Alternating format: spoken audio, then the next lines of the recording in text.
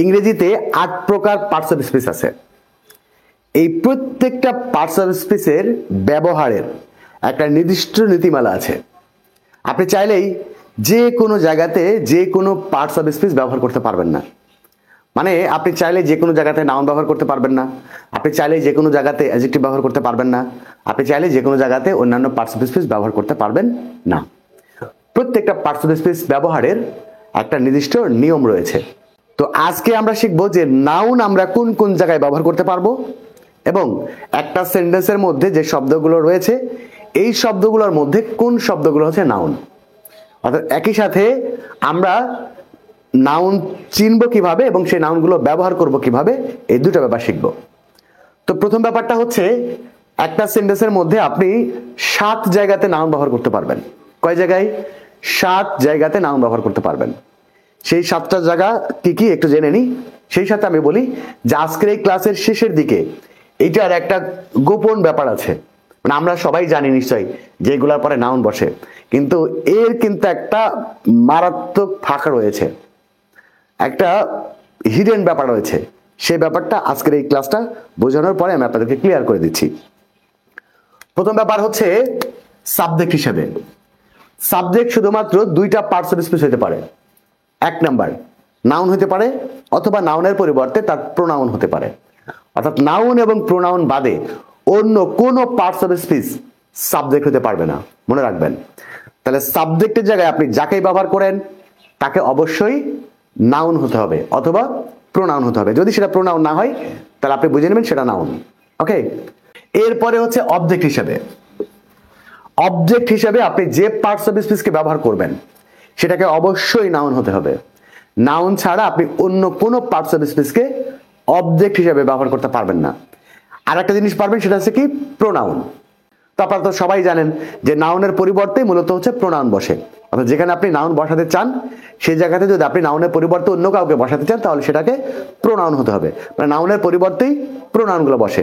সবচেয়ে বড় কথা হচ্ছে যে যে জায়গাগুলো নাউনের ওই জায়গাগুলোতেই আসলে মূলত প্রোনাউন বসে। এবার আসেন, তাহলে সাবজেক্ট হিসাবে আপনি কি বসাবেন? নাউন বসাবেন। অবজেক্ট হিসাবে আপনি কাকে ব্যবহার করবেন? নাউন ব্যবহার করবেন। এরপরে প্রিপজিশন, পসেসিভ, ডেমনস্ট্রেটিভ, আর্টিকেল এবং অ্যাডজেক্টিভ এই শব্দগুলোর পরে হচ্ছে নাউন বসে। অর্থাৎ প্রিপজিশনের পরে আপনি যাকে বসাবেন সেটা অবশ্যই নাউন হতে হবে। পসেসিভ, পসেসিভ কোনগুলো? মাই, আওয়ার, ইওর, হিজ, হার, দেয়ার। আর যদি কোনো নাউনের সাথে অ্যাপোস্ট্রফি এস যোগ হয় তাহলে সেইটা হচ্ছে পসেসিভ। ডেমনস্ট্রেটিভ কোনগুলো? ডেমনস্ট্রেটিভ হচ্ছে দিস, দ্যাট, দিস, দোজ, এই 4টা হচ্ছে ডেমনস্ট্রেটিভ। এরপরে হচ্ছে আর্টিকেল, তো চেনেন, এ অ্যান্ড দি আর্টিকেল। এরপর হচ্ছে অ্যাডজেক্টিভ, অ্যাডজেক্টিভের পরে নাউন বসে। অর্থাৎ টোটাল এই 7টা জায়গাতে নাউন আমরা ব্যবহার করি। এবারে আসেন সেই আসল কথাটা, সেটা হচ্ছে আমরা তো সবাই জানি যে প্রিপজিশনের পরে কি হয়? নাউন হয়। কিন্তু আসলে না, প্রিপজিশনের পরে অন্য পার্টস অফ স্পিচও হতে পারে। একটা জিনিস আপনাকে মনে রাখতে হবে, এই জায়গাগুলো হচ্ছে নাউনের জায়গা। এই জায়গাগুলো কার? নাউনের জায়গা। আপনাকে একটা নোট মনে রাখতে হবে, সেটা হচ্ছে দেখেন, adverb, adverb plus adjective plus noun plus adverb, এইটা হচ্ছে পার্টস অফ স্পিচের বিন্যাস, বিশেষ করে নাউন, অ্যাডজেক্টিভ এবং অ্যাডভার্বের। অর্থাৎ যে জায়গাগুলোতে নাউন ব্যবহার হয় সেখানে যদি মাত্র আপনি একটা শব্দ ব্যবহার করেন তাহলে বুঝে নেবেন সেটা অবশ্যই নাউন। আর যদি আপনি 2টা শব্দ ব্যবহার করেন তাহলে আপনার একটা অ্যাডজেক্টিভ হতে হবে, একটা নাউন হতে হবে। তার মানে আমরা প্রিপজিশনের পরে নাউনও বসতে পারে, আবার কি অ্যাডজেক্টিভও বসতে পারে। কিভাবে? একটা খেয়াল করেন, আমি যদি একটা ছোট্ট কথা বলি, আমরা তো শিখলাম যে আর্টিকেলের পরে কি বসে? আর্টিকেলের পরে নাউন বসে। এখন দেখেন, যদি বলি he is a good boy, তাহলে এটা কি? আর্টিকেল। আর্টিকেলের পরে এটা কি? অ্যাডজেক্টিভ। তারপরে এটা নাউন। তার মানে আর্টিকেলের পরে যে নাউন বসবে ব্যাপারটা এরকম না। আবার দেখেন, যদি বলি হি লাভস, সে ভালোবাসে, এটা ভার্বের পর আমরা কি বসাবো? অবজেক্ট বসাবো, তাই না? তাহলে হি লাভস, আপনি বলতে পারেন হচ্ছে ফ্লাওয়ার, হি লাভস ফ্লাওয়ার্স। তাহলে ভার্বের পরে যেটাকে আমরা বসালাম সেটা হচ্ছে অবজেক্ট, তার মানে এটা নাউন। ওকে, এবার দেখেন আমরা যদি বলি he loves red flower, red flowers, loves red flowers, তাহলে এটা ভার্ব, ভার্বের পরে অবজেক্ট, কিন্তু ব্যবহার করা হয়েছে দুইটা শব্দ। তার মানে একটা হচ্ছে নাউন আর তার আগেরটা হচ্ছে অ্যাডজেক্টিভ। যদি আমরা এখানে তিনটা শব্দ ব্যবহার করি তাহলে একটা অ্যাডভার্ব হবে, একটা অ্যাডজেক্টিভ হবে আর একটা নাউন হবে। প্রত্যেকটার ক্ষেত্রে আপনি সাবজেক্টের জায়গায় যদি দুইটা শব্দ ব্যবহার করেন তাহলে মনে রাখবেন একটা অ্যাডজেক্টিভ হতে হবে, একটা নাউন হতে হবে। আপনি যদি অবজেক্টের জায়গায় দুইটা শব্দ ব্যবহার করেন তাহলে একটা অ্যাডজেক্টিভ হবে, একটা নাউন হবে। যদি তিনটা শব্দ ব্যবহার করেন তাহলে একটা অ্যাডভার্ব হবে, একটা অ্যাডজেক্টিভ হবে, একটা নাউন হবে। প্রত্যেকটার ক্ষেত্রে প্রিপোজিশনের পরে, প্রিপোজিশনের পরে যদি আপনি দেখেন, আমরা যদি বলি হি ইজ ফন্ড অফ বুকস, তাহলে প্রিপোজিশনের পরে বুক শব্দটা কি? নাউন। আচ্ছা, এবার দেখেন যদি বলি হি is fond of good books, তাহলে এটা কিন্তু প্রিপোজিশন। তাহলে প্রিপোজিশনের পরে কি এখন কিন্তু আর নাউন ব্যবহার হয়নি, এখন কি ব্যবহার হয়েছে? অ্যাডজেক্টিভ ব্যবহার হয়েছে। এটা অ্যাডজেক্টিভ আর এটা হচ্ছে নাউন। আবার যদি এই জায়গাতে আপনি তিনটা শব্দ ব্যবহার করেন যে he is fond of very very good books, সে খুব ভালো বইগুলো পছন্দ করে, তাহলে একটা জিনিস আপনাকে মনে রাখতে হবে, সেটা হচ্ছে যে এই জায়গাগুলো হচ্ছে নাউনের জায়গা, বাট এই জায়গাগুলোতে আপনি সবসময় শুধু নাউনই পাবেন না। নাউন ছাড়াও এই জায়গাতে আরো অন্যান্য পার্টস অফ স্পিচ ব্যবহার হতে পারে, সেটা নির্ভর করবে যে আপনি কয়টা শব্দ ব্যবহার করছেন।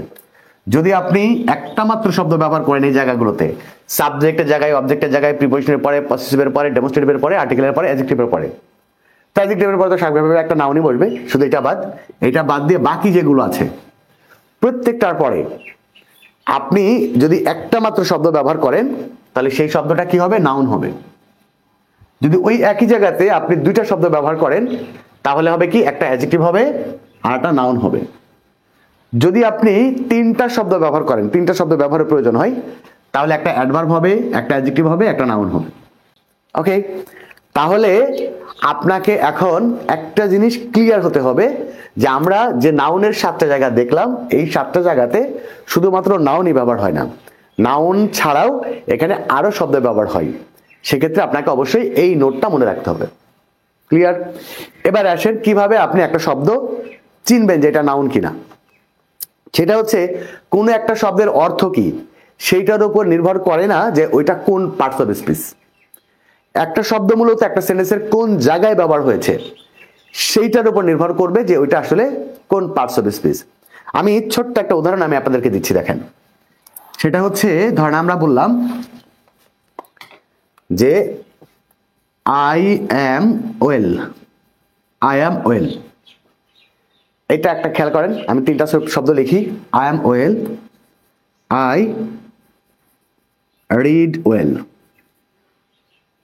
আরেকটা শব্দ দেখেন, I went to the well. খুব মজার একটা জিনিস, ভালো করে দেখেন। এটা হচ্ছে বি ভার্বের পরে বসেছে, এটা হচ্ছে অ্যাডজেক্টিভ। এটার বাংলা হচ্ছে ভালো, বাংলা কি? ভালো। অর্থাৎ আই এম ওয়েল মানে আমি ভালো আছি। আই রিড ওয়েল, এটা হচ্ছে অ্যাডভার্ব, এটা কি? অ্যাডভার্ব। আর এটার বাংলা হচ্ছে ভালোভাবে, ভালোভাবে, তাহলে এটা হচ্ছে অ্যাডভার্ব। আবার এইটার অর্থ, এটা হচ্ছে নাউন, এটার অর্থ হচ্ছে কুয়া। এটার অর্থ কি? এটার অর্থ হচ্ছে কুয়া। তাহলে দেখেন তিনটাই ওয়েল, কিন্তু তিনটা তিন রকম পার্টস অফ স্পিচ। তাহলে একটা শব্দের অর্থ কি সেইটা জেনে আপনি বলতে পারবেন না যে ওইটা কোন পার্টস অফ স্পিচ। একটা শব্দ আসলে সেন্টেন্সের কোন জায়গাগুলোতে ব্যবহার হয়েছে সেই জায়গাগুলোর উপর নির্ভর করবে যে ওটা কোন পার্টস অফ স্পিচ। তো আমরা আজকে যে নাউন শিখলাম, নাউনের আমরা যে ব্যবহারটা শিখলাম, এগুলো হচ্ছে নাউনের অবস্থান। অর্থাৎ আপনি সাবজেক্টের জায়গায় যাকে ব্যবহার করবেন বুঝবেন, যদি কোনো জায়গায় দেখতে পান যেটা সাবজেক্ট হিসেবে ব্যবহার হয়েছে তাহলে বুঝে নেবেন ওটা নাউন। এখন সেখানে যদি সাবজেক্টের জায়গায় যদি দুটো শব্দ ব্যবহার হয় তাহলে প্রথমটা অ্যাডজেক্টিভ পরেরটা নাউন, যদি তিনটা শব্দ ব্যবহার হয় তাহলে প্রথমটা অ্যাডভার্ব, তারপরটা অ্যাডজেক্টিভ, তারপরটা নাউন। এবার ঠিক একই রকম ভাবে অবজেক্টের জায়গায় যদি একটা মাত্র শব্দ ব্যবহার হয় তাহলে এটা নাউন, যদি দুটো শব্দ ব্যবহার হয় তাহলে প্রথমটা অ্যাডজেক্টিভ পরেরটা নাউন। ঠিক যদি তিনটা শব্দ ব্যবহার হয় তাহলে প্রথমটা অ্যাডভার্ব, তারপরটা অ্যাডজেক্টিভ, তারপরটা নাউন। ঠিক একই রকম ভাবে preposition, possessive, demonstrative, article, adjective, এর পরে যদি আপনি একটা শব্দ ব্যবহার করা দেখতে পান তাহলে বুঝবেন কি যে ওই শব্দটা অবশ্যই নাউন। অর্থাৎ প্রিপজিশনের পরে যে শব্দটা ব্যবহার হয়েছে সেটা নাউন, পসেসিভের পরে যে শব্দটা ব্যবহার হবে ওটা নাউন, ডেমনস্ট্রেটিভের পরে যে শব্দটা ব্যবহার হোক ওটা নাউন, আর্টিকেলের পরে যে শব্দটা ব্যবহার হোক ওটা নাউন, অ্যাডজেক্টিভের পরে যে শব্দটা ব্যবহার হবে সেটা অবশ্যই নাউন। এখন দেখবেন এই জায়গাগুলোতে শুধু অ্যাডজেক্টিভ বাদে, অ্যাডজেক্টিভের পরে নাউন ছাড়া আর অন্য কিছু বসে না, অ্যাডজেক্টিভের পরে সরাসরি নাউনই বসে। অ্যাডজেক্টিভ বাদে বাকিগুলোর ক্ষেত্রে এরপরে যদি আপনি একটা শব্দ দেখতে পান তাহলে সেটা নাউন, বাট যদি দুইটা শব্দ দেখতে পান, প্রিপজিশন, পসেসিভ, ডেমনস্ট্রেটিভ এবং আর্টিকেলের পরে যদি দুইটা শব্দ থাকে তাহলে একটা অ্যাডজেক্টিভ, মানে প্রথমটা অ্যাডজেক্টিভ আর পরেরটা নাউন। যদি তিনটা শব্দ থাকে তাহলে প্রথমটা হবে অ্যাডভার্ব, তারপরেরটা হবে অ্যাডজেক্টিভ এবং তারপরেরটা হবে নাউন। এই হচ্ছে এই অবস্থান দেখে আপনাকে আসলে পার্টস অফ স্পিচ চিনতে হবে। তো আজকে আমরা শিখলাম যে নাউন আমরা কোন কোন জায়গায় ব্যবহার করি এবং একটা সেন্টেন্সের মধ্যে যে শব্দগুলো ব্যবহার করা হয়েছে এই শব্দগুলোর মধ্যে কোনটা নাউন। সাথে সাথে কিন্তু আমরা অ্যাডজেক্টিভের কিছু অংশটা শিখে গেলাম এবং অ্যাডভার্বের কিছু অংশ শিখে গেলাম। তো আজকের এই ভিডিওটি কেমন লাগলো সেটা অবশ্যই কমেন্টস করে জানাবেন। আর এরকম যদি আপনি আরো ভিডিও পেতে চান বা আপনি কোন টপিকের উপরে ক্লাস পেতে চান সেটা অবশ্যই কমেন্টস করে জানাবেন। আমি আপনাদের চাহিদা মতো ভিডিও তৈরি করার চেষ্টা করব। তো সবাই ভালো থাকবেন, সুস্থ থাকবেন। আল্লাহ হাফেজ।